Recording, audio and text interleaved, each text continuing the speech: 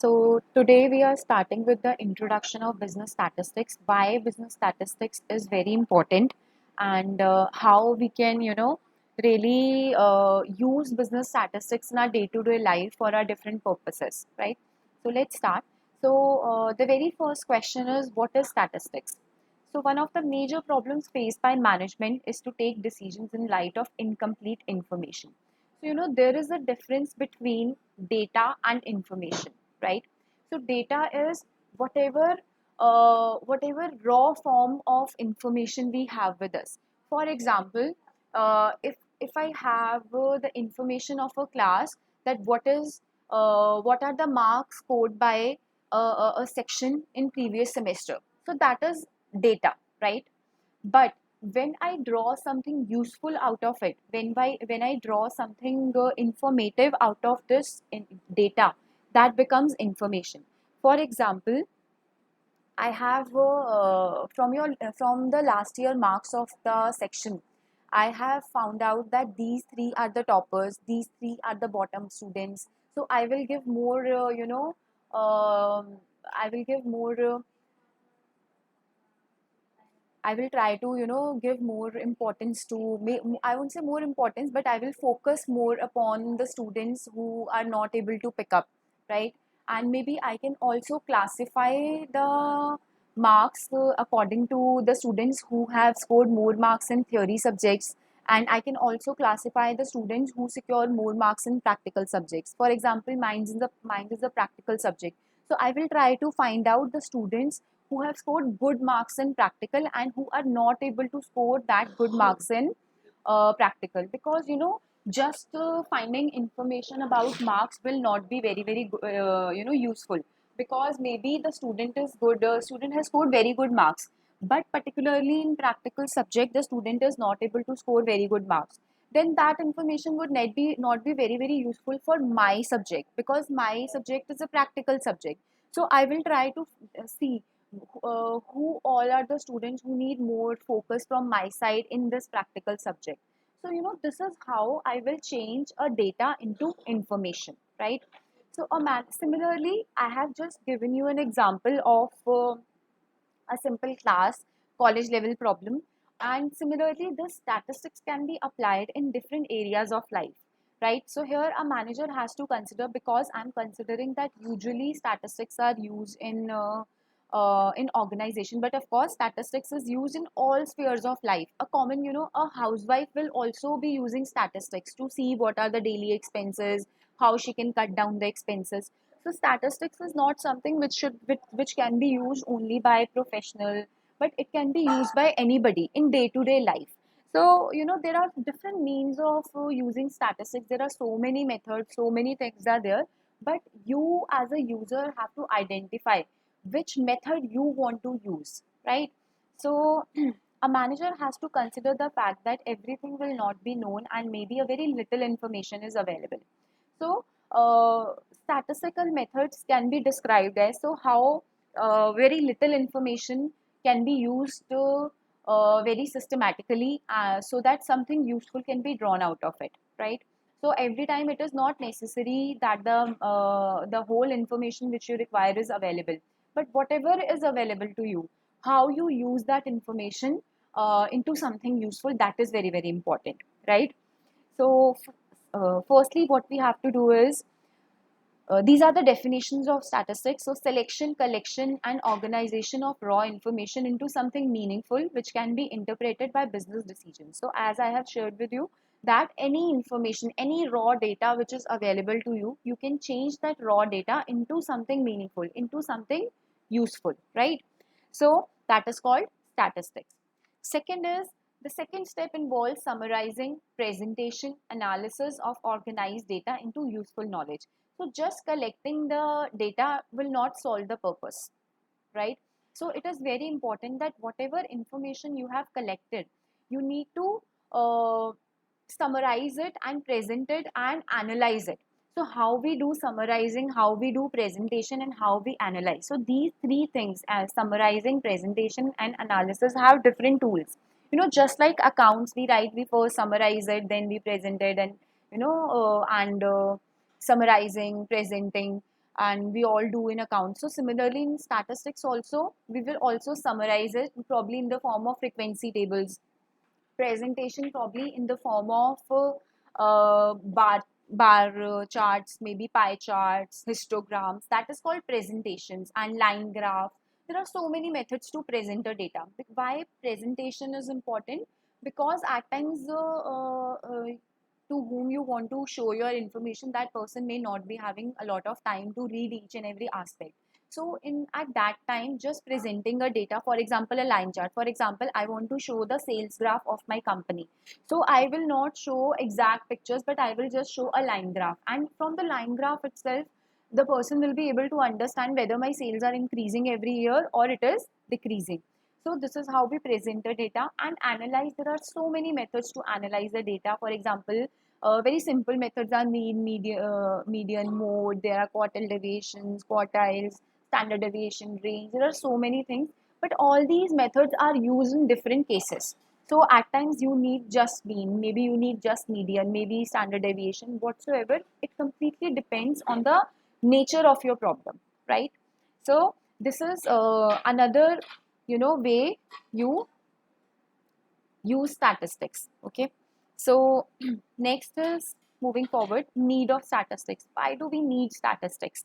So there is always a gap between the raw data and the raw data available, and picking the right piece of information for converting into useful knowledge of applying statistical tools so that it can be further used for decision making. See, uh, for example, there is a lot of data given to you, but it doesn't mean the whole data is useful for you. For example, I am a manager um, who is trying to predict the sales of my product, right? And my product is a luxury brand, for example, right? Now I have spending habits, spending expenditure in rupees available with me for different households, but that household belongs to different stratas of the society. So it is not very wise to use the whole population to to predict the sales of my luxury product, because my luxury product would be bought by only a particular strata of the society. So I have to segregate which strata I have to work upon. So this is why they are saying that it is not always very wise to use the whole data to predict something, but you have to pick the right piece of data. You cannot use same kind of information for the whole purpose. You have to segregate, right? So moving forward, management would always require summarized figures which epitomize large data. Statistics usually depict small values such as percentages or averages, which is frequently a representation of large data. So, for example, if I'll ask you, how was the performance of your class in last semester? So, it doesn't mean that I am asking you to share the marks of each and every student. I'm just asking what is the average marks of your class. For example, if we calculate the average marks of your class, it was around 60%. So I will see, okay, fine. It means the class is doing, above average. But there are few students who have scored, 98% or maybe 95%. So of course there are outliers also. These are called outliers. If I'm saying the average marks is 60, so there may be few who have scored 95 and there may be few who have scored 30. So it is quite, far away from 60. So there would always be some outliers. But then again, when I am asking you, I will always ask for, I will always ask for, something which can represent the whole class, right? So whenever we go and show the statistics of our company to anybody, we will not show the whole data, but we will try to, identify one central figure which will represent the whole data. That is very important. Okay. So next is, the basis of management decision is plentiful bits of information. So to conclude on a decision, management must have employed various statistical, mathematical, and probabilistic models. So this we will study later on in the class, in further classes, because what are these mathematical and probabilistic models, that even if I'll tell you today, you will not be able to understand. So for that, we will, these methods we will discuss in another classes. So today, just understand that these information have to be, the raw data has to be used in something meaningful, and for that we have to apply a lot of statistical tools, right? So moving forward,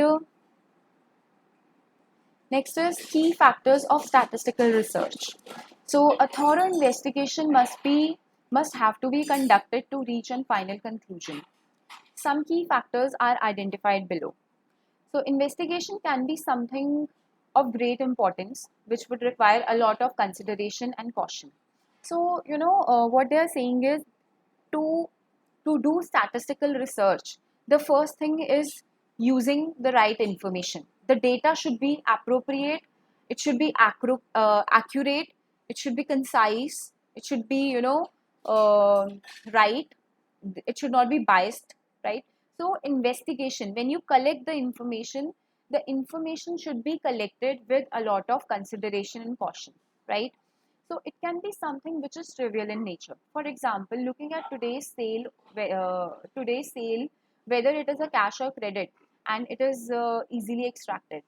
So maybe for a store, general store, if the owner wants to see what is the sales today, and he wants to divide the sales into cash and credit, he can easily do it. This is very easy to do, right? On the other hand, collecting population data of a country involves a lot of expenses and effort. So similarly, another statistical information maybe I need is um, population of a country. So it is not as easy as collecting the cash and credit sales. It will need a lot of expenses and efforts and so many things, right? So next is investigation may require a lot of interaction and meetings. So obviously, when I am collecting an information, for example, I am for example doing a research on customer behavior, right? And if I ask you questions, right? So the way I ask question leaves a lot of impact on you. If I'll ask the same question to one person with a tone that the product is very very good, right? So the person may respond in a different way. But if I ask the similar question to you in a tone that I'm not very happy with the product is very not very useful, my tone of voice and the way I pressurize you or my body language, it may affect your answers. So whenever somebody is collecting information, one has to be very very careful that I should be if I'm collecting the information, I should be unbiased, I should be neutral when I ask you questions, right? So that's why they say that investigation needs to be done with a lot of caution, right? It should be unbiased, right? For example, exploration of monthly retail prices would involve a lot of investigation expenditure, whereas to control the setting of machine of a product line may not require huge expenditure and investigation. So this is another example which I have mentioned here, that for example, if one thing is there, if I just need to collect information which is already done, for example seeing what is the retail prices of a product, it is easy. But where I need to go in depth, where I need to deal with the people, I need to collect information from the population, it will need a lot of caution, right? So there are a few more key factors of statistics, which is first is third is investigation may be ongoing process or a one-time function. So for example, preparation of a company's trial balance is a one-time function. When you prepare a trial balance, it has to be done one time.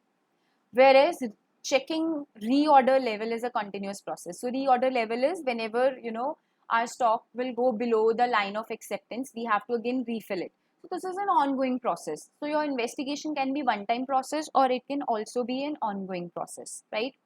So next is investigation can be carried out on the whole population as well as a small set of people. So for example, if I want to, as I have given you this example, if I want to collect information or maybe predict sales of my particular product, uh, I can ask the questions, I can do the research on the whole population, or I can pick a small group of people, which is according to me is right representation. So usually when we do such kind of research, we pick a representative population. We do not work on whole population. So you have to pick a good size of the population sample, which we call. We have to pick a sample on which we want to conduct a survey. But in certain cases, we have to cover the whole population. For example, every 10 years, the government of India, you know, collect the population data. So that cannot be done on a set of people. It has to be done on whole population. So that has to be done in population. But if I just want to predict the sales of my product, I can pick a sample, right? But the size of the sample is also very, very important. We cannot do this that I can pick just 10 people, maybe 100 people. If my investment is in crores, how can I invest 100 crore rupees just by asking 100 people? That is not a good idea, right? So what can be your sample size? It completely depends upon the nature of your research plus your goal. What is your final goal? Why you want to conduct this research? So that is another key factor we need to understand when we are proceeding for statistics. We are applying any statistical method. So here we are talking about investigation. Here we are talking about what kind of data we need to use. Okay. So moving forward, here we have different stages of investigation. So let's understand these stages of investigation.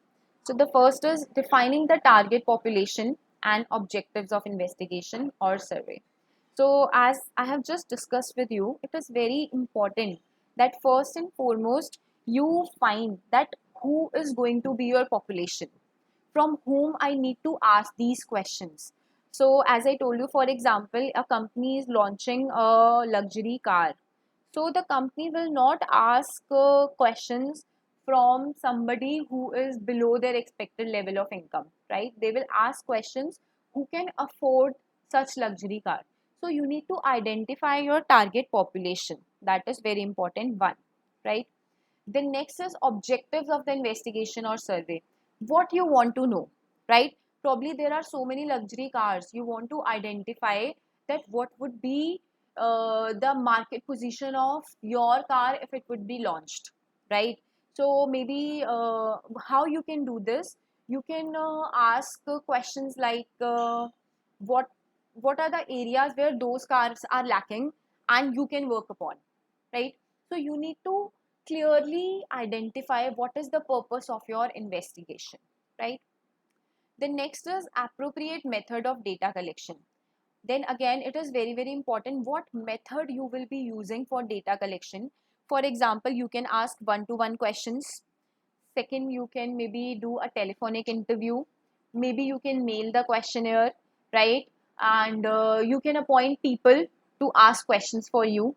You can hire interns for you. You can you know hire a outsourcing company who does such researches for big companies. You can do that.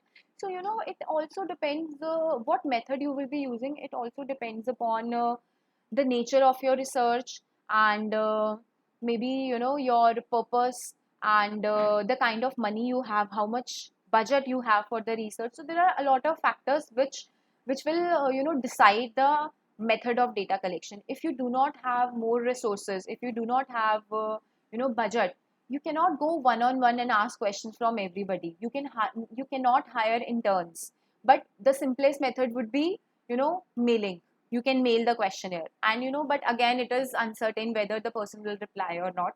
But yes, your budget is another important factor. But if you have budget and your research needs to be done very, very carefully, maybe you can hire interns, maybe you can outsource it. So it depends upon your need, your goals, and plus your budget also. And there can be also n number of factors which can define your appropriate method of data collection. It varies from person to person, it varies from project to project. So there is no set rule that this method should be used in this case and this method should be used in this case. So there is no hardcore rule, but again it depends on the whole scenario. Then third is questionnaire design. So questionnaire design is very important part of you know this whole thing. Why it is very, very important? Because the kind of questions which are asked by the interviewee plays a very important role whether the person will be giving you right answer or not, or he's interested or not, right? So first thing is your questionnaire should not be very, very long. If your questionnaire is very long, the person will lose interest in between. For example, if I'll give you a questionnaire of 50 pages, you will, initially maybe you will see very, very carefully what are the questions, but when you see there are so many questionnaire, maybe 20 pages questionnaire, so you will lose interest, and after that you can just, without seeing, you will blindly tick tick tick, right? So that would not be a very good idea. So keep your questions limited according to your goal. That is one thing. Then never use jargons, because everybody will not be able to understand the organizational target, corporate jargons. So it is very important, so don't use such words which are not understandable by common people. So that is another thing. And for example, in India has a lot of regional languages also. So the kind of questions you are asking should be in their mother tongue, in what language they understand. For example, there are Marathi, Gujarati, and so many regional languages are there, and you will ask questions in English, so maybe they will not be able to understand. So it is very important that you use appropriate language, right? So this is about questionnaire. And of course there can be open ended questions, close ended questions. Then again, if you ask close ended, it means objective, there would be one answer. But if you ask open ended questions, so those answers are subjective in nature. So there may be biases, there may be other things. So you have to be very, very careful with it, right? What kind of questions you want to ask. Then again, there is no hardcore rule that always you need to ask open-ended or close-ended. Again, it depends upon the nature of your research, right?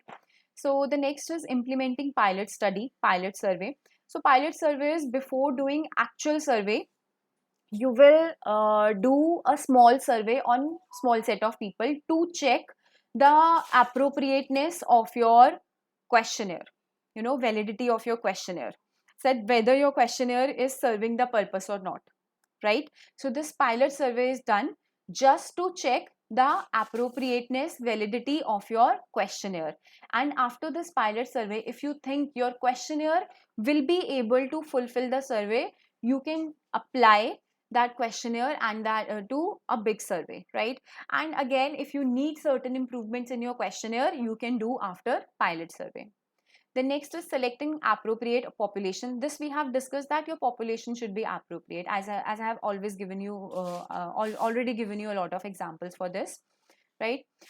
Next is establishing manpower and resources. Who is going to collect this, the information? The person should be trained, the person should be unbiased. All those things have to be taken care of. At times your questionnaire and the nature of the research is not very critical, so you can hire freshers, so they will do your work at reasonable prices, right? But if your research is very intense, you will have to hire professionals. So again, you need to see. And again, nature of your research plus the resources you have, all these two things will be key factors which decide what kind of manpower you need to use. Then next is collating of the data. There may be 10 interns who are collecting information, and now you have to collate the whole data. Then next is data analysis. For data analysis, we will be using different methods which we will discuss later on in the classes: mean, median, mode, standard deviation, range, quartile. There are so many methods which we will discuss step by step in later classes, right? Then there are presentation and reporting. So finally, whatever useful method you have identified for the analysis of your data, you will use that method for reporting, for making a report and analyze the results, that whether if your product would be launched, it would be a success or not, right? So this is presentation and reporting.